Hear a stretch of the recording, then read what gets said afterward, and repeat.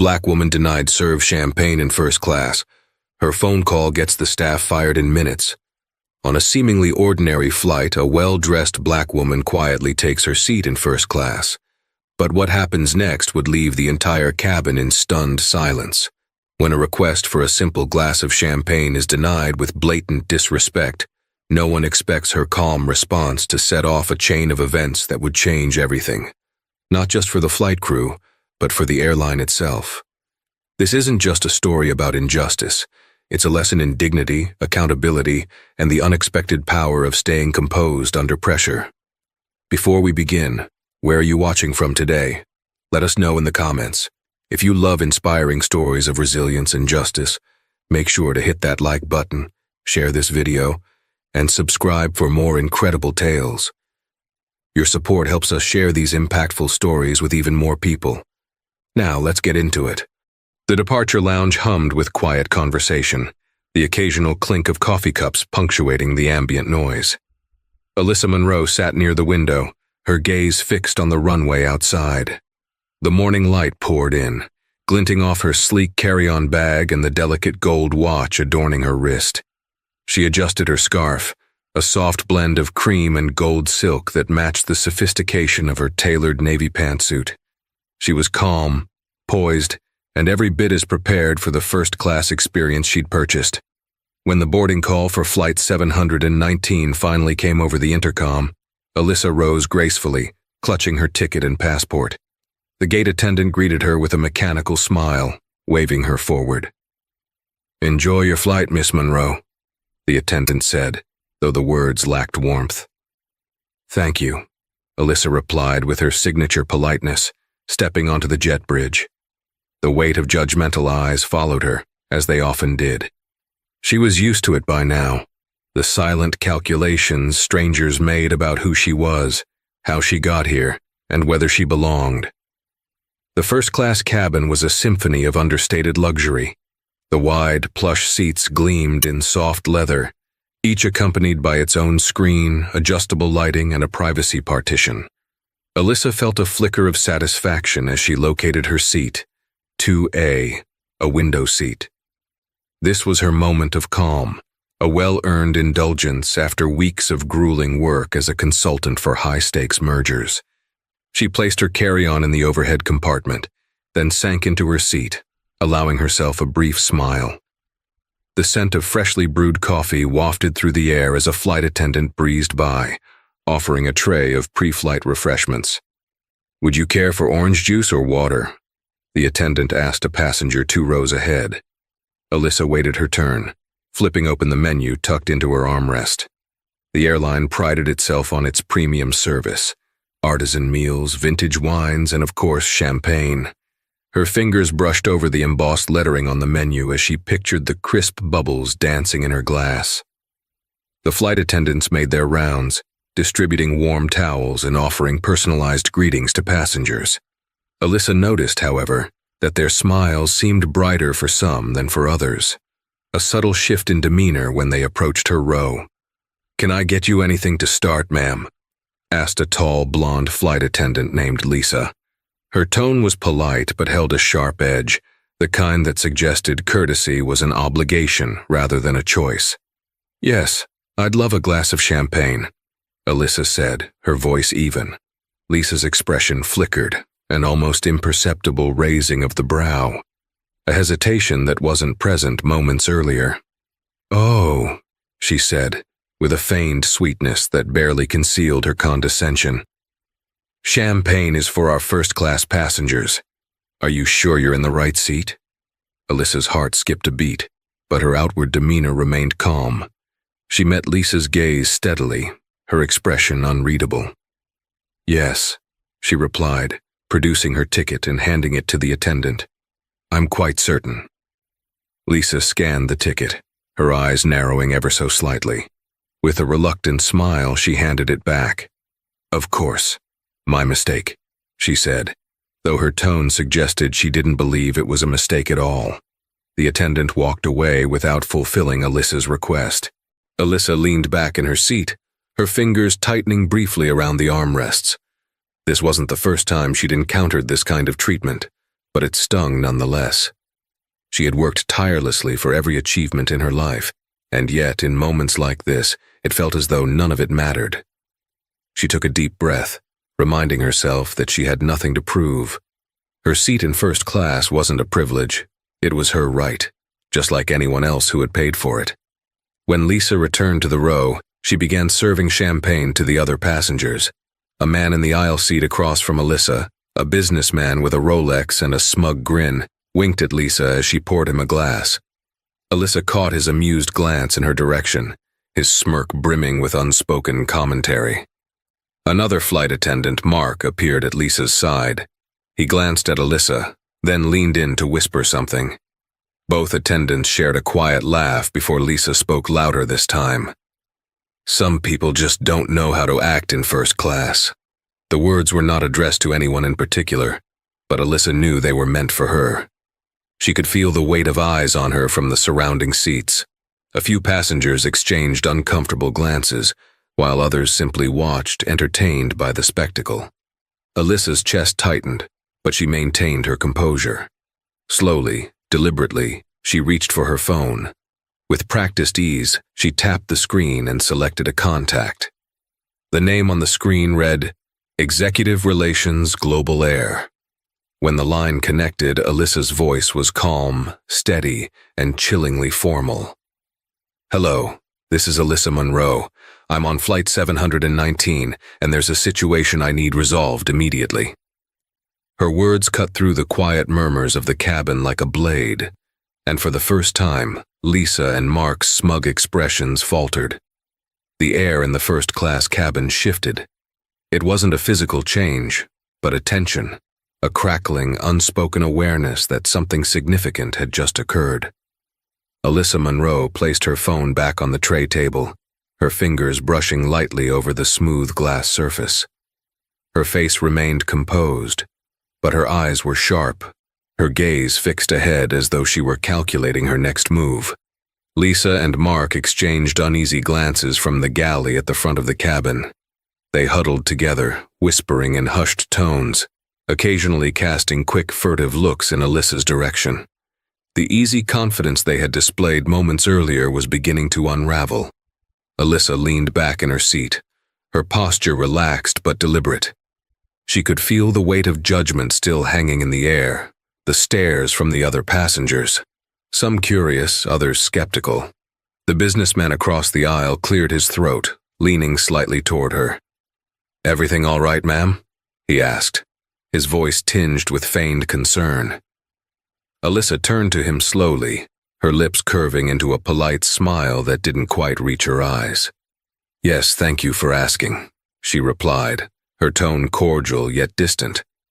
The man shrugged, smirking as he picked up his champagne flute, swirling the liquid lazily before taking a sip.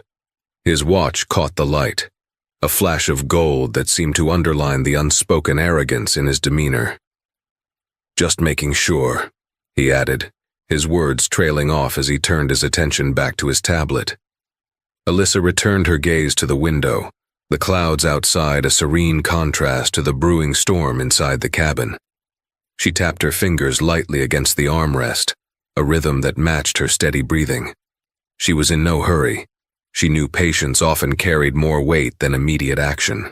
Minutes passed, the cabin settling into the quiet hum of preparation for takeoff. The pilot's voice came over the intercom, announcing a slight delay due to unexpected logistical matters.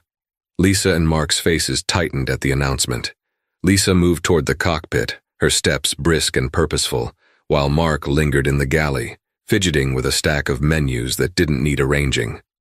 As Lisa disappeared behind the cockpit door, another flight attendant approached Alyssa's seat. This one was younger, with wide eyes and a nervous energy that betrayed her inexperience.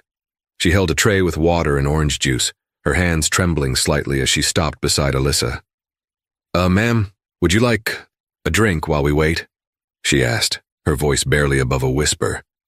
Alyssa regarded the young woman for a moment before shaking her head gently. "No, thank you," she replied, her tone soft but firm. The attendant nodded quickly, retreating back to the galley. Alyssa watched her go, noting the nervous glance the young woman exchanged with Mark. It was clear the crew was on edge, though they didn't yet understand the full weight of what was happening. The cockpit door opened, and Lisa emerged, her face pale and tight. She avoided looking at Alyssa as she hurried to the galley, where Mark immediately pulled her aside. Their whispers grew louder, more frantic, as they debated their next steps. "I'm telling you, she called someone important," Mark hissed, his voice carrying just enough for Alyssa to hear. "She's bluffing," Lisa snapped back, though the quiver in her voice betrayed her uncertainty. "People like her always pull this kind of stunt when they don't get what they want."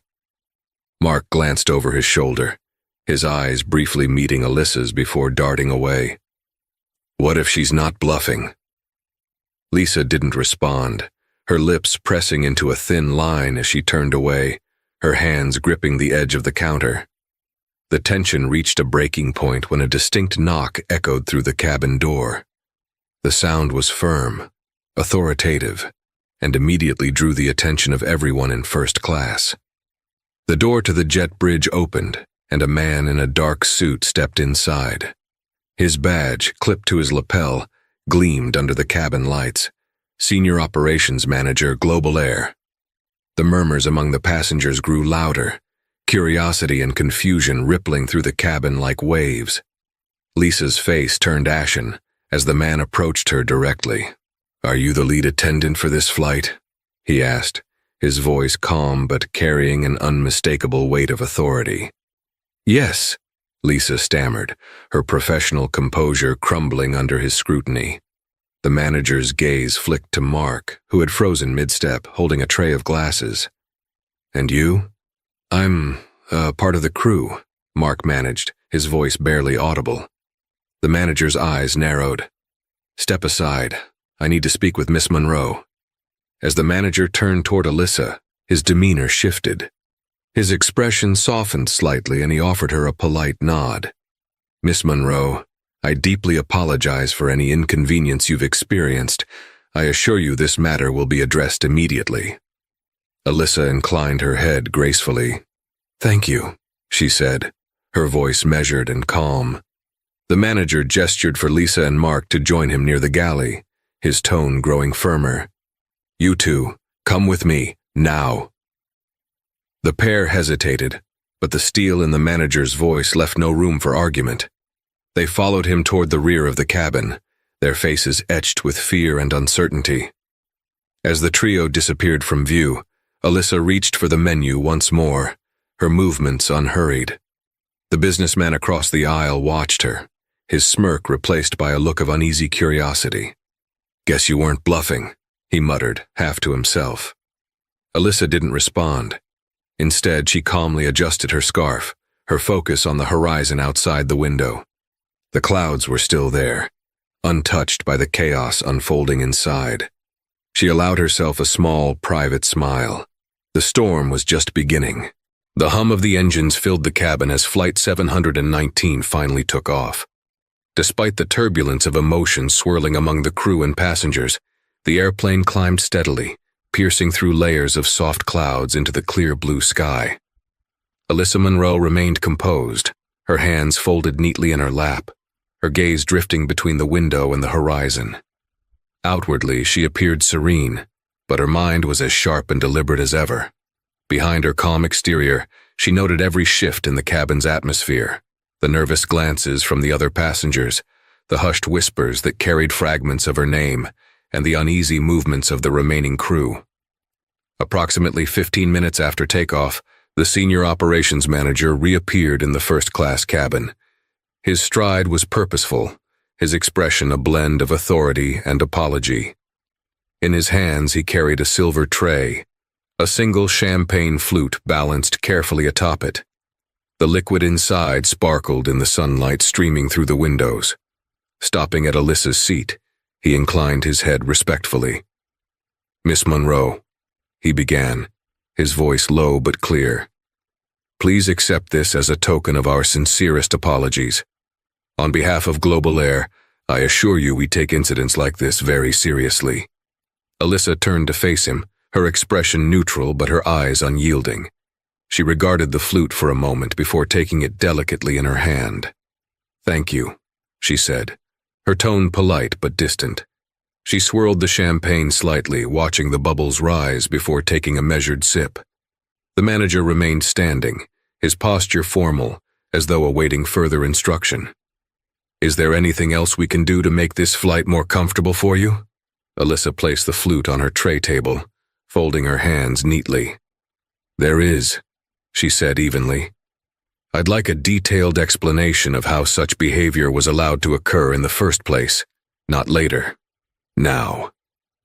The manager's composed demeanor faltered for a split second before he recovered. "Of course, Miss Monroe," he replied. "The crew involved has been removed from service and will face immediate disciplinary action upon landing. Their behavior does not reflect the standards we uphold at Global Air." By now, the other first-class passengers were openly watching the exchange. Alyssa could feel their eyes on her, but she ignored them, focusing entirely on the manager. "Disciplinary action is a start," she said, "but it doesn't address the underlying issue. I've seen enough to know this isn't just about two flight attendants making poor choices. It's about a culture that tolerates their behavior." Her words hung in the air, each one precise and cutting. The businessman across the aisle shifted uncomfortably in his seat, lowering his gaze. A woman 2 rows back, who had been stifling a smirk earlier, now looked at Alyssa with wide eyes, her expression unreadable. In the galley, the remaining flight attendants whispered among themselves, their anxiety palpable. Without Lisa and Mark to anchor their routine, they moved hesitantly, their usual confidence replaced by uncertainty. Every now and then, one of them would glance toward Alyssa, as though gauging the temperature of the situation. Alyssa noticed, of course. She noticed everything: the nervous shuffle of feet, the tentative way the attendants addressed passengers, the overly polite smiles that now seemed forced. It wasn't guilt they felt, she realized. It was fear. "Excuse me?" the businessman across the aisle finally said, his voice breaking the silence that had settled over the cabin. "I don't mean to intrude, but—" He paused, clearly weighing his next words carefully. "Are you someone important?" Alyssa turned her head slowly, meeting his gaze. She studied him for a moment before responding, her voice steady. "Important is a relative term," she said, "but let's just say I have the ability to hold people accountable when they fail to meet their obligations." Her response was deliberately ambiguous, leaving the man to draw his own conclusions. He nodded slowly, his earlier arrogance replaced by a wary respect. "Well," he muttered, "good for you." The senior operations manager cleared his throat, drawing Alyssa's attention back to him. "Miss Monroe, I'll be conducting a full review of the incident and you'll receive a comprehensive report within 24 hours. Additionally, the airline would like to offer you compensation for this experience, including a complimentary upgrade on your next flight." Alyssa tilted her head slightly, considering his words. "Compensation is appreciated, but it's not the priority," she said. "What I want is systemic change. Make sure your team understands that discrimination, whether overt or subtle, has no place in your organization. And don't just tell me you'll handle it. Prove it." Her words were calm, but the force behind them was undeniable. The manager nodded earnestly. "You have my word," he said. From her seat, Alyssa could see a sliver of the galley where Lisa and Mark stood, their expressions tense as they spoke with a security officer who had joined the flight just before departure. The officer was jotting down notes on a clipboard, occasionally looking up to address the 2 attendants. Their previously smug attitudes had been replaced by visible apprehension. Lisa's lips were pressed into a thin line, while Mark kept shifting from foot to foot, his discomfort clear. The manager excused himself momentarily, disappearing into the galley. A low murmur of conversation followed, punctuated by Lisa's raised voice. But it was just a misunderstanding. Her protests were met with a firm response from the manager, though the exact words were inaudible. When the manager returned to Alyssa's seat, his expression was solemn. "The attendants in question will be disembarked at the next stop and placed on indefinite suspension pending further investigation," he informed her. We take your concerns very seriously. Alyssa nodded, her satisfaction tempered by the weight of the moment. She wasn't vindictive. Her goal had never been to humiliate anyone. But she knew the importance of standing up, not just for herself, but for anyone who might find themselves in a similar situation. She picked up the champagne flute again, taking a slow sip. The bubbles fizzed on her tongue, light and crisp, but their taste was secondary to the deeper satisfaction she felt. Justice had been served, swiftly and decisively. As the flight continued, the cabin gradually returned to its usual rhythm, though the atmosphere remained charged. Alyssa turned her attention back to the window, her reflection merging with the clouds beyond. She knew this moment would stay with her, not just as a memory, but as a reminder of what could be achieved with calm persistence and unshakable resolve. The hum of the engines filled the cabin, steady and rhythmic, as if attempting to mask the quiet storm of tension that lingered among the passengers and crew. Despite the calm appearance, the air in the first-class section felt charged, like the moments before a thunderstorm.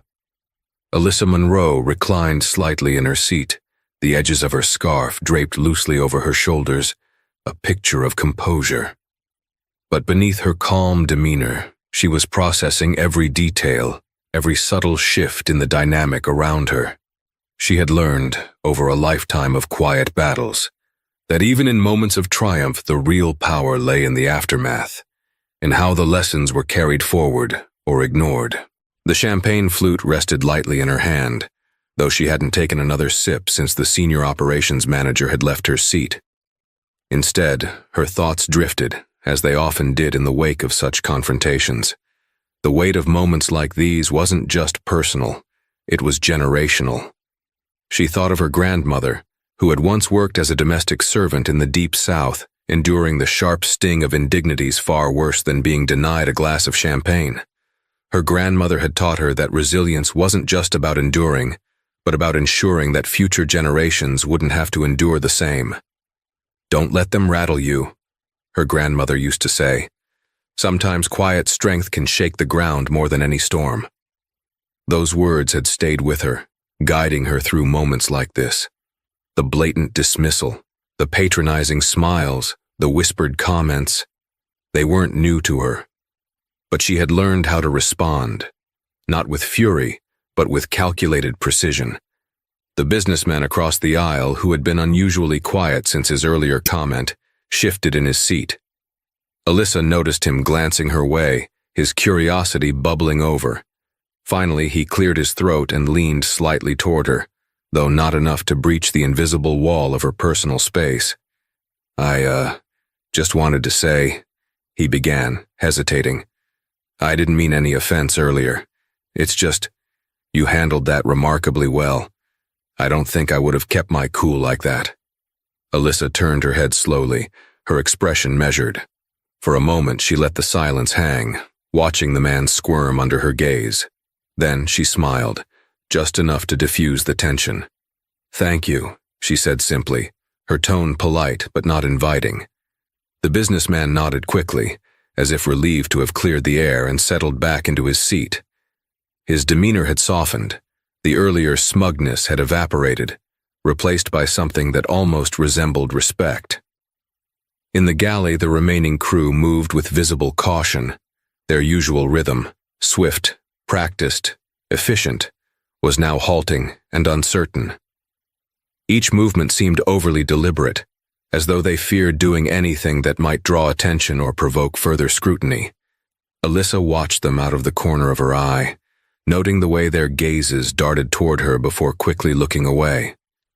They were unsettled, perhaps realizing that the ground they had thought so stable beneath them could shift at any moment. At one point, the youngest attendant, the one who had nervously offered her water earlier, approached with tentative steps. She held a small tray of assorted snacks, her hands trembling slightly.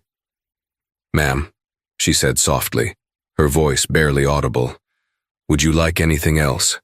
We have a fresh selection of hors d'oeuvres if you're interested." Alyssa looked up at the young woman, her expression unreadable for a moment. Then, with a nod, she said, "Thank you." I'll have the smoked salmon. The attendant placed the plate carefully on Alyssa's tray table, her relief evident as she retreated. Alyssa's eyes followed her for a moment, noting the contrast between her timid demeanor and the bold arrogance Lisa and Mark had displayed earlier. As the flight neared its first scheduled stop, a layover in Denver, the atmosphere shifted again. The captain made an announcement, his tone professional but strained. "Ladies and gentlemen, we'll be making a brief stop in Denver to address a crew-related matter. This won't affect your overall travel time, and we appreciate your patience." The murmurs began almost immediately. Passengers exchanged confused glances, some leaning into hushed conversations. Alyssa remained still, her face calm, but she felt the ripple of discomfort spreading through the cabin. From her seat, she could just make out the figures of Lisa and Mark at the rear of the plane, standing stiffly as the security officer spoke to them. Their postures were defensive, their faces pale and drawn. Lisa gestured animatedly, her hands slicing through the air, while Mark stood with his arms crossed, his lips pressed into a thin line. When the plane landed and the cabin door opened, two uniformed airport officials boarded swiftly. They walked directly to the back of the cabin, their presence commanding immediate attention.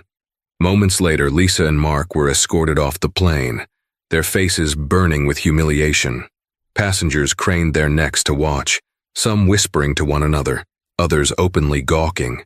Alyssa kept her gaze fixed ahead, her expression impassive. This wasn't a spectacle to her, it was accountability. After the plane resumed its journey, the senior operations manager returned to Alyssa's seat. This time his demeanor was slightly more relaxed, though still professional. "Miss Monroe," he said, "I wanted to personally thank you for bringing this matter to our attention. We're committed to ensuring incidents like this don't happen again." Alyssa inclined her head. "I hope so," she replied. "It's easy to make promises in the moment. The challenge is following through when no one is watching." The manager nodded solemnly, acknowledging the weight of her words. Then, almost hesitantly, he handed her a small envelope. "This is a formal letter of apology from the airline, along with details of the corrective actions we've taken. If there's anything further we can do, please don't hesitate to reach out." Alyssa accepted the envelope without opening it, placing it neatly on her tray table. "Thank you," she said, her tone measured. As the plane continued its journey, the cabin settled into a quieter rhythm. The murmurs faded, replaced by the soft rustle of newspapers and the occasional clink of glassware. Alyssa gazed out the window, her reflection faintly visible against the blue expanse of sky. She thought again of her grandmother, of the countless small victories that had paved the way for moments like this. The battle wasn't over, she knew that. But for now, she allowed herself a moment of quiet satisfaction. This wasn't just about a glass of champagne. It never had been. It was about dignity, about ensuring that everyone, no matter their background, was treated with the respect they deserved. The clouds rolled by, endless and serene, as the plane carried Alyssa toward her destination. She leaned back in her seat, her shoulders relaxing for the first time since boarding. The storm had passed, but the lessons it left behind would linger. The plane continued its steady course through the sky, its engines a soft hum beneath the subtle creaks and shifts of the cabin. The aftermath of the earlier confrontation hung in the air, invisible yet palpable. Although the other first-class passengers returned to their routines, there was a new dynamic, a quieter, more restrained tone. The world around Alyssa Monroe seemed to tiptoe now, careful not to disturb the calm she had reclaimed. Alyssa folded the formal apology letter, slipping it into her leather portfolio with meticulous care.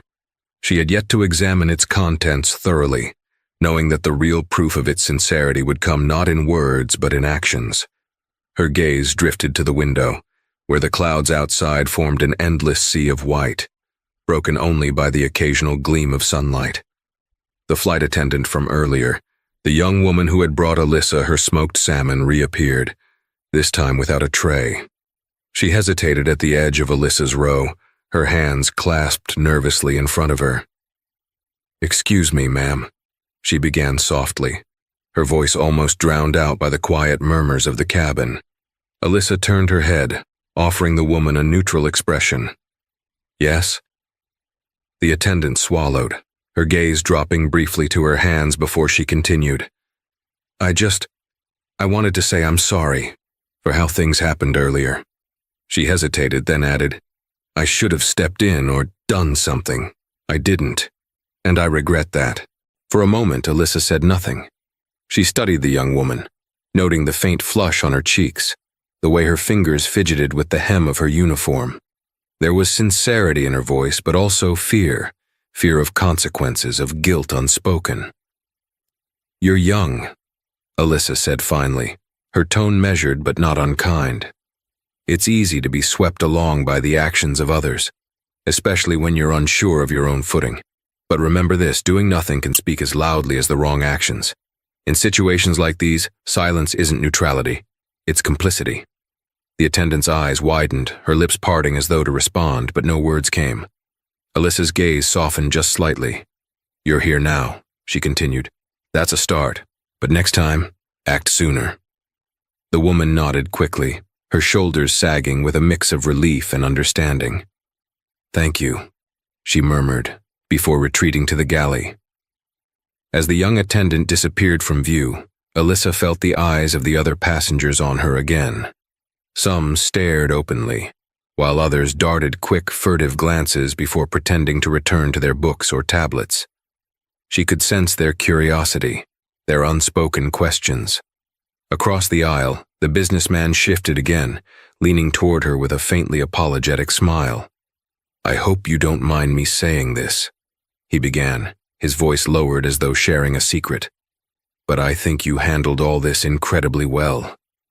Alyssa turned to him, her expression unreadable. "Handled what?" she asked, her tone even but pointed. He blinked, momentarily caught off guard. "You know, the whole thing with the crew. I mean, most people would have lost their cool or made a huge scene, but you were composed. Impressive, really." Alyssa's lips curved into a faint smile, though it didn't reach her eyes. "And yet, it required a phone call for anyone to take notice," she said. "Would it have impressed you if I'd raised my voice? If I'd demanded immediate action instead of waiting for someone to connect the dots about who I am?" The man opened his mouth, then closed it, his face reddening slightly. "Well," he stammered, "I suppose not." "Exactly," Alyssa said, her tone soft but firm. "It shouldn't take a title or influence to be treated with dignity. What's impressive is how easily people excuse bad behavior until it happens in front of the wrong audience." The businessman nodded slowly, his gaze dropping. "You're right," he said quietly. "I'll remember that." An hour into the flight, the captain emerged from the cockpit, his uniform immaculate, his expression carefully professional. As he entered the first-class cabin, the passengers looked up, their curiosity rekindled. Stopping at Alyssa's seat, he removed his cap, holding it under one arm as he inclined his head. "Miss Monroe," he began, his tone respectful. "I wanted to personally apologize on behalf of myself and my team for the events earlier today. What happened should never have occurred, and I'm deeply sorry for the treatment you received." Alyssa regarded him for a moment, her face inscrutable. "Thank you," she said finally. "It's appreciated, but words alone don't fix systemic problems." The captain nodded, his jaw tightening slightly. "I understand," he said. "And I assure you, steps are being taken to address this, starting with enhanced training for all crew members. We want every passenger, regardless of background, to feel welcome on our flights." Alyssa's gaze didn't waver. "Training is a good start," she said, "but it's not just about education, it's about accountability. Make sure your team knows that actions have consequences." The captain inclined his head again. "Yes, ma'am," he said. "We're committed to that." With that, he excused himself, returning to the cockpit. As the plane cruised through the sky, the cabin gradually settled into an almost fragile sense of normalcy. Passengers resumed their conversations and distractions, though the earlier tension lingered in the air like a shadow. Alyssa, meanwhile, allowed herself a moment to relax. She leaned back in her seat, closing her eyes briefly, the soft hum of the engines lulling her into a meditative calm. She didn't need a standing ovation, nor did she crave recognition. For her, the victory wasn't in the public apologies or the letters of compensation. It was in knowing she had shifted the balance, even slightly, in favor of dignity and respect. The world didn't change in a day, but it did change in moments, small, steady ripples that could grow into waves. And Alyssa Monroe knew how to create ripples. The plane drifted high above the earth, a tranquil bubble suspended in the endless blue sky. The occasional clink of glasses or rustle of newspapers broke the cabin's silence, but the first-class section was quieter than usual. Conversations were subdued, marked by half-finished sentences and glances that didn't linger. Even the most self-assured passengers seemed hesitant to speak too loudly, as though still digesting the events that had unfolded. Alyssa Monroe sat in her seat, her posture as poised as ever. She wasn't one to revel in discomfort, even when it was deserved, but she could feel the shift in energy around her. A sense of unease hung in the air, not just from the crew, but from the passengers as well. It wasn't guilt that unsettled them. It was reflection. The remaining flight attendants moved with a newfound caution. Their steps were measured, their interactions meticulously polite. One of them approached Alyssa again, this time carrying a small tray with an assortment of petits fours. "Miss Monroe," the young attendant said softly, her voice barely above a whisper. "Would you like a dessert? These are from the chef's special menu for first class." Alyssa glanced at the tray, noting the arrangement of delicately crafted sweets. Her gaze flickered to the attendant's face, which was earnest but strained, as though she carried the weight of her entire crew on her shoulders. "Thank you," Alyssa replied, selecting a small chocolate tart. Her fingers brushed the edge of the plate lightly as she added, "I hope this hasn't been too overwhelming for you." The attendant blinked, her surprise evident. "Oh, She hesitated, clearly uncertain whether to respond honestly. "It's been different, but I'm learning a lot." Alyssa smiled faintly. "Good," she said. "Growth often starts in moments like these. Don't forget that." The attendant nodded quickly, her expression a mix of gratitude and nervousness, before retreating to the galley. Not long after, a middle-aged woman seated a few rows back leaned forward, addressing Alyssa directly. Her hair was impeccably styled, her jewelry understated but clearly expensive. She had remained silent for most of the flight, but now she seemed unable to contain herself any longer. "Excuse me," the woman began, her voice tinged with curiosity and a hint of awkwardness. "I couldn't help but notice how composed you were earlier. I don't think I would have handled it as gracefully." Alyssa turned her head slowly, her expression neutral but attentive. "I've had practice," she said, her voice steady. The woman hesitated, as though uncertain whether to probe further. Finally, she added, "If you don't mind me asking, how do you stay so calm? I mean, in situations like that?" Alyssa's gaze softened slightly. "I remind myself of what's at stake," she replied. "Reacting emotionally might feel good in the moment, but it rarely leads to lasting change. The real power is in staying focused and measured." The woman nodded thoughtfully, her eyes dropping to her hands. "That's admirable," she murmured. "I think a lot of us could learn from that." Alyssa didn't respond immediately, allowing the words to settle. Then, with a faint smile, she said, "It's something we all have to learn and relearn." As the flight neared its cruising midpoint, the senior operations manager returned to Alyssa's seat. This time he carried a tablet, the screen glowing softly with a document he had prepared. "Miss Monroe," he began, his tone more confident than earlier but still deferential. "I wanted to update you on the steps we're implementing based on today's events. May I?" Alyssa gestured for him to proceed, her expression attentive. He tapped the screen, scrolling through bullet points as he spoke. "Effective immediately. All Global Air crew members will undergo additional bias training focused on inclusivity and professionalism. We'll also be revising our onboard service protocols to ensure every passenger receives equal treatment, regardless of perception. Alyssa nodded slightly but said nothing, prompting him to continue. We've also created an expedited reporting system for incidents like these, the manager added. If any passenger feels mistreated, they'll be able to report it directly to senior management without delay. That's a good start, Alyssa said after a moment. But protocols are only as effective as the people enforcing them. How will you ensure accountability at all levels? The manager's face tightened, though not unkindly. We're implementing stricter performance reviews for our crew, he said. Any violations of our standards will result in immediate consequences, up to and including termination. Alyssa regarded him carefully, her silence stretching just long enough to make him shift slightly. Finally, she said, "Follow through on those promises and you might actually make a difference."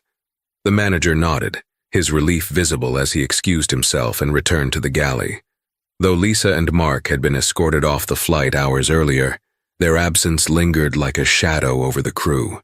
Every interaction between the attendants and the passengers seemed more deliberate now, more carefully considered. Alyssa could feel the ripple effect spreading, subtle but undeniable. She knew Lisa and Mark's termination wasn't just about punishment. It was about sending a message to the crew, to the passengers, and to the airline itself.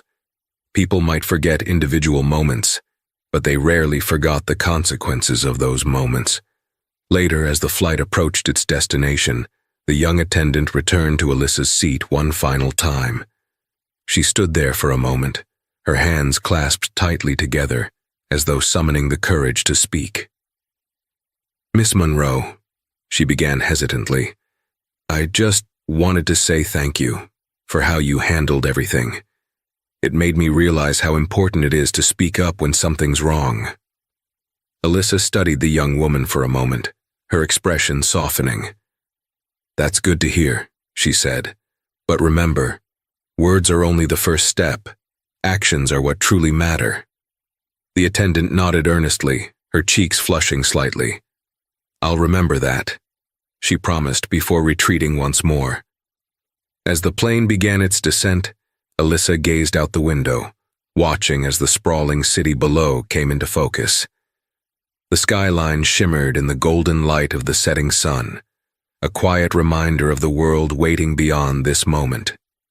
For the rest of the passengers, this flight would become a fleeting story, something to tell friends over dinner or to think about during quiet moments.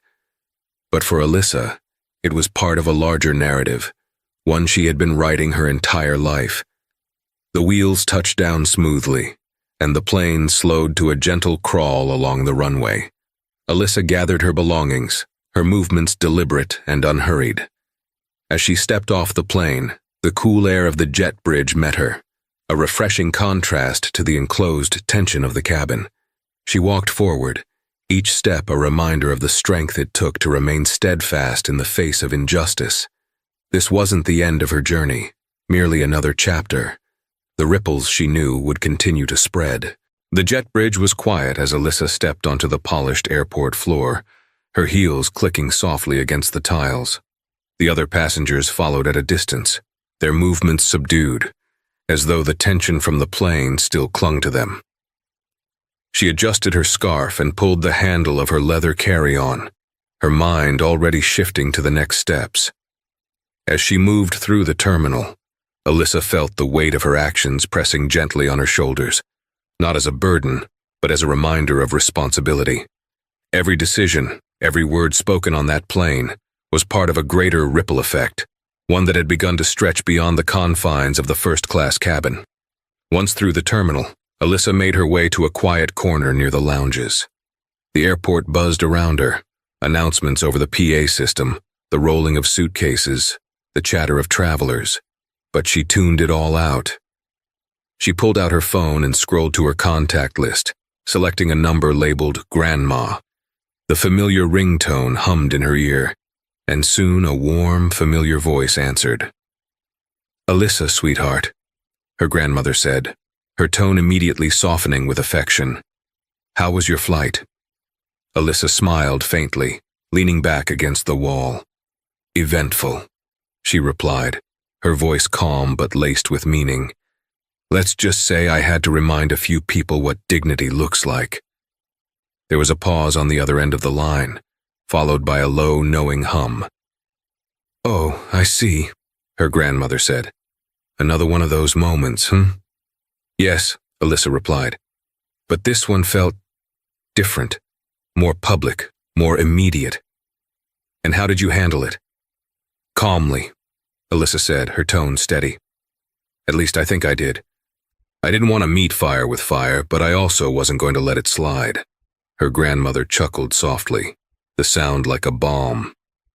"You're stronger than I ever was at your age. You've got the grace to rise above, but you still know how to stand firm. That's a rare balance, Alyssa." Alyssa's chest tightened slightly at the compliment. "I learned from the best," she said. "You taught me everything I know about resilience." Her grandmother's voice softened further. "And you've taken it further than I ever dreamed. I'm proud of you, sweetheart. So proud." After ending the call, Alyssa checked her email. A notification from Global Air Corporate Relations sat at the top of her inbox, marked urgent. Opening it, she found a detailed message from the senior operations manager she had spoken with earlier. The email outlined the immediate actions the airline had taken following the incident. Lisa and Mark's termination. Both attendants had been removed from service and would face further review. Bias training. Rollout. A company-wide training initiative was being expedited, starting with high-traffic routes like the one Alyssa had flown. Policy revision. A full review of service protocols was underway, with plans to implement mandatory checks for equitable treatment across all passenger classes. At the bottom of the email was a personal note. Asterisk. "Miss Monroe, we deeply regret that this situation ever occurred and want to thank you for your grace and patience in addressing it. Please know that your feedback has already prompted meaningful change within our organization. If there is anything further we can do, you have my direct line.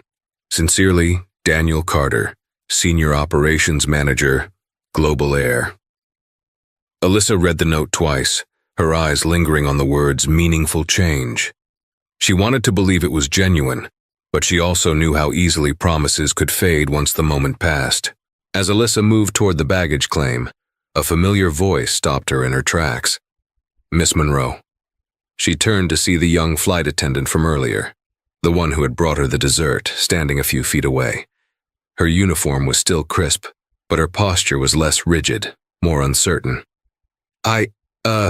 Sorry to bother you," the woman stammered. "I just wanted to thank you again, for everything. Watching you handle all that," she trailed off, her cheeks flushing. "It gave me a lot to think about." Alyssa regarded her for a moment, her expression softening. "Good," she said. "Thinking is where it starts, but don't stop there." The young woman nodded quickly, her eyes bright. "I won't," she promised before hurrying off to rejoin her crew. Alyssa watched her go, a flicker of hope sparking in her chest. Change didn't always happen in grand, sweeping gestures. Sometimes it started with a single person, quietly deciding to be better. Weeks later, Alyssa received a follow-up from Global Air, a detailed report outlining the progress they had made since her flight. The email described new training modules, stricter accountability measures, and even testimonials from other passengers who had noticed improvements in service. The airline invited Alyssa to join an advisory panel to help shape their ongoing efforts toward equity and inclusivity. She accepted, knowing that her involvement could help ensure the promises weren't just empty words. Sitting in her home office one evening, Alyssa opened her grandmother's favorite journal, a collection of handwritten reflections and advice passed down through generations. On the inside cover, a single phrase was written in her grandmother's elegant script. "The ripples you create today will shape the currents of tomorrow." Alyssa ran her fingers over the words, her mind drifting back to the flight, to the faces of the passengers, the crew, and the young attendant who had thanked her. The work wasn't over. It never would be. But for now, Alyssa allowed herself to feel the quiet satisfaction of having made the kind of ripple her grandmother would be proud of. And she knew somewhere those ripples were already growing into waves. And so, what started as an act of quiet discrimination ended with a powerful ripple of accountability and change. Alyssa's story reminds us all that dignity and courage can challenge even the most ingrained biases. If you found this story as inspiring as we did, make sure to like, share, and hit that subscribe button for more powerful stories like this. Don't forget to turn on notifications so you never miss out. Thank you for watching, and we'll see you in the next one.